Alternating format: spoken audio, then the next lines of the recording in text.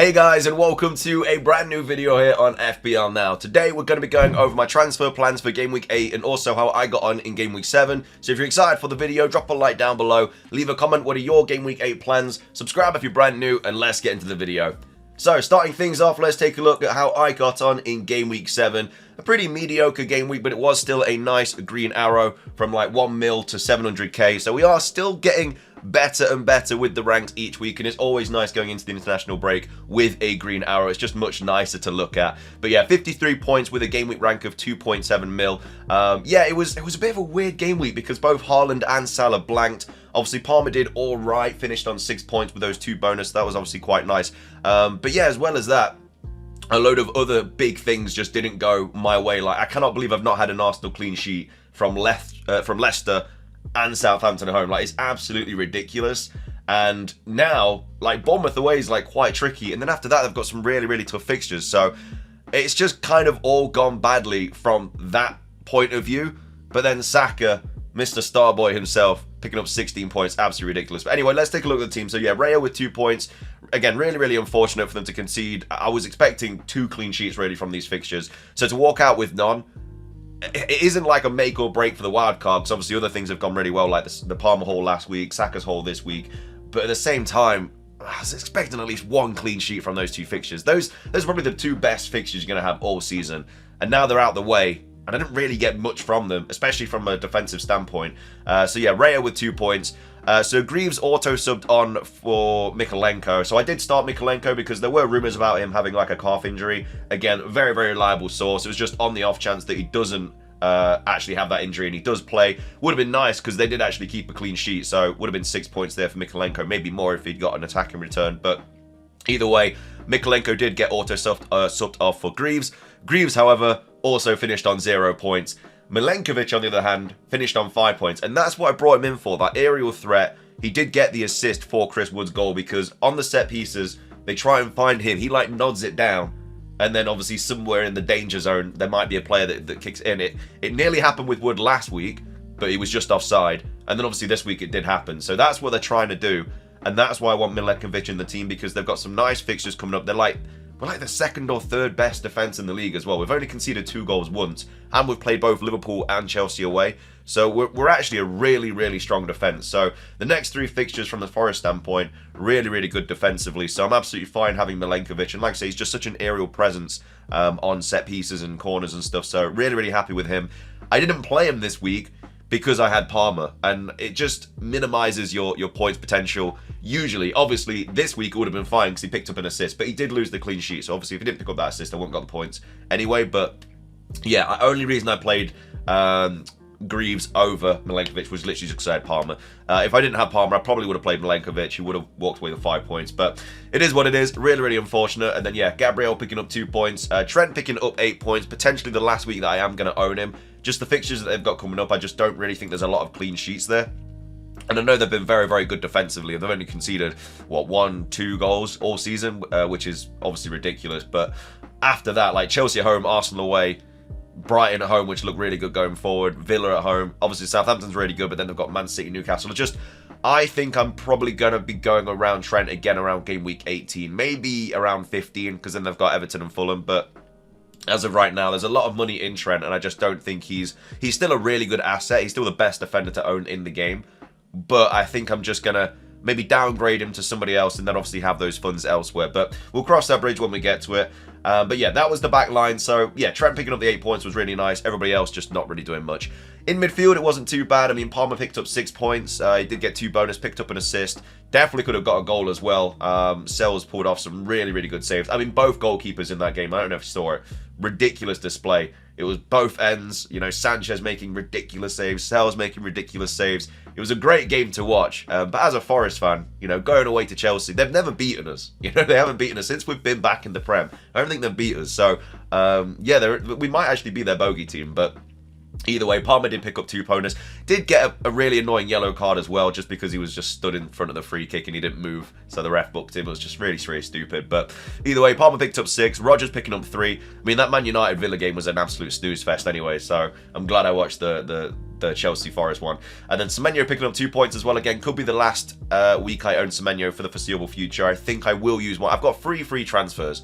So I think I'm going to use one on Semenyo, bring in McNeil, who's got Ipswich away, and then obviously some really nice fixtures, whereas Semenyo's got absolutely terrible fixtures coming up. He has Arsenal at home, Villa away, then City at home. I can then bring him back around game week 11, but I don't really need him in the team for those fixtures at all. So I'll probably get rid of Semenyo this week. And then, yeah, Saka picking up 16 points. Fair play if you captained him. You know, Haaland looked like a really good shout this week. And to be fair, with City scoring 3 goals and Haaland being involved in none of them, that's never going to happen. But it is what it is. And then Saka obviously was involved in all of Arsenal's goals. So, yeah, fair play if you went Saka. Absolutely smashed it this week.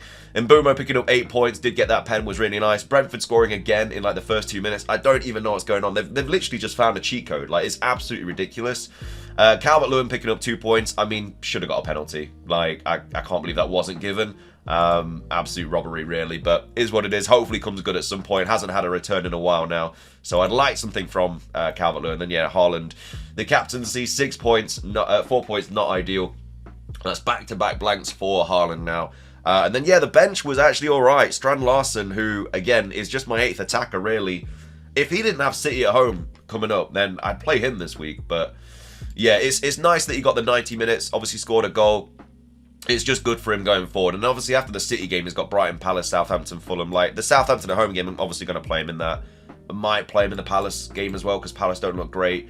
So, yeah, he's an alright 8th attacker, and he's getting a lot of minutes. He seemingly is not first choice striker, but he's obviously up there with Kuna. But, yeah, absolutely happy to see him get another 90 minutes. But, yeah, 11 points on the bench. If I played Strand Larsen over Calvert-Lewin and played Milenkovic over Greaves, would have been a really, really nice green arrow. But either way, is what it is, and that's what I finished game week 7 on. Moving on to the transfers, like I said, I've got 0.1 mil in the bank. I've got 3 transfers to play around with. Absolutely love to see it. In fact, let me get the fixtures up real quick, just so we can see what all the players do actually have coming up. So, obviously, this week for Raya, Bournemouth away, which is okay, but yeah, those 3 fixtures there, not ideal. But I think, like, a Liverpool at home game might just be really cagey. It might just finish 0-0, which would be great, because then I'd have the clean sheet. But it is what it is. So this is kind of what this is what I'm kind of dealing with. So I think Semenyo probably needs to go. I mean, I don't like the idea of owning 3 Everton players, but if I get rid of Semenyo for McNeil, which I can do, he's 5.6. He's got some really, really nice fixtures coming up, and then it can be either him or Strand Larsen that I play, you know, each week for my last attacker. Or maybe over Rodgers. Like, maybe I'll play McNeil and Strand Larsen, you know, when they've got, like, I don't know, Liverpool away. Like, I'll probably play both of those. But I might be doing Semenyo out for McNeil. I don't think that's a terrible transfer this week. But yeah, the three Everton players is not ideal. And this is the thing, like, if I do get rid of Trent, it's just, where is that money going to go? Like, I'd like to have another I'd love to have another City player. I really, really would. But I don't have enough to go to Rico Lewis unless I downgraded Trent or Gabriel, which Gabriel I'm not going to downgrade, and Trent I'm umming and ahhing about. But if I did get rid of Trent, because Rico Lewis seems to just be getting a lot of minutes right now, and if I did that, it'd give me 2.4 mil in the bank, which I could really do anything with. I just can't get to Salah from Saka, but I don't think I would do that anyway. But that's what I mean. Like, who else am I really going to bring in? Like, there's nobody really that's jumping up, and like maybe Solanke for Calvert-Lewin, like that could be a bit of a shout. But if I could get to him without obviously losing Trent, that would be even better. But yeah, I wouldn't mind bringing Solanke in, but the only way I would be able to do that is if I did get rid of Trent or Palmer, which obviously I don't want to get rid of Palmer. So that's one thing I could do, and I'd obviously have 1 free transfer. I'd have no transfers left because I'd be bringing in McNeil, Solanke, and Lewis. So that's one thing that I could do. Another thing that I could do is obviously just bring Foden in. I think that Foden's going to start getting like loads and loads of minutes now. I think he's going to be absolutely fine. So I could always get rid of Saka and bring in Foden. I know it's really weird getting rid of Saka after a 16-point haul, but that's one thing I could do. But Bournemouth away, I don't think is a terrible fixture for Saka. So maybe I give Foden one more week, because then you have Southampton at home, and obviously Southampton at home is, you know, the best fixture in the season. So I'll probably give Saka 1 more week. But I feel like I don't want to roll again, because I have to get another attacker in this week. Because obviously I'll play Saka, Calvert-Lewin, Rodgers, Haaland, Mbeumo, and Palmer. But obviously Strand Larsen's got City at home, and then Semenyo's got Arsenal at home. So they're the 2 really difficult fixtures of the season. So I think it will be Semenyo out for McNeil this week. But then I also have a bit of, I mean, I don't really have a defensive situation because I can play Gabriel, can play Trent, and then I can play Milenkovic, who's got Palace at home. So I don't need to sort that out. And I mean, Mykolenko might be better by the international break as well. He's only supposed to be out for like 2 or 3 weeks. So over the international break, he might be fine regardless. If he's not, I probably won't get rid of him this week anyway. But then the week after, when Strand Larsen has Brighton away, I'll probably just bring in like Aït-Nouri because he's only 4.4. He did obviously just concede 5, but the attacking positions that he's getting in are just really, really good. Like, he's playing left wing at times, which is just really, really nice. And I understand that Wolves haven't had the greatest start to the season, but the fixtures also haven't been great. So, I mean, after the City game, like I said, they've got Brighton, Palace, Southampton, Fulham, Bournemouth, Everton, West Ham, Ipswich, Leicester. I can play Aït-Nouri in every single one of those fixtures. And his minutes are fine as well. Like, he's only been subbed off before 60 once. So, yeah, I think Aït-Nouri is definitely on the watch list. Not this week because he's got City.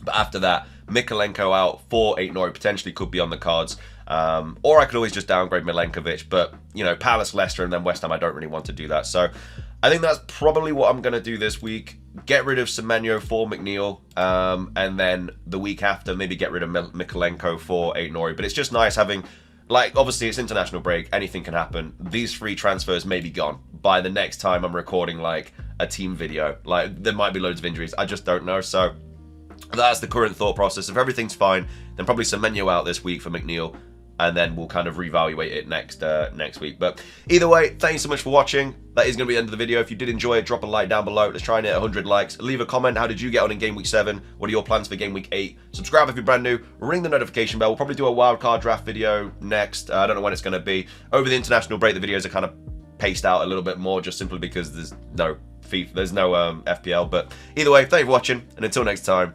peace.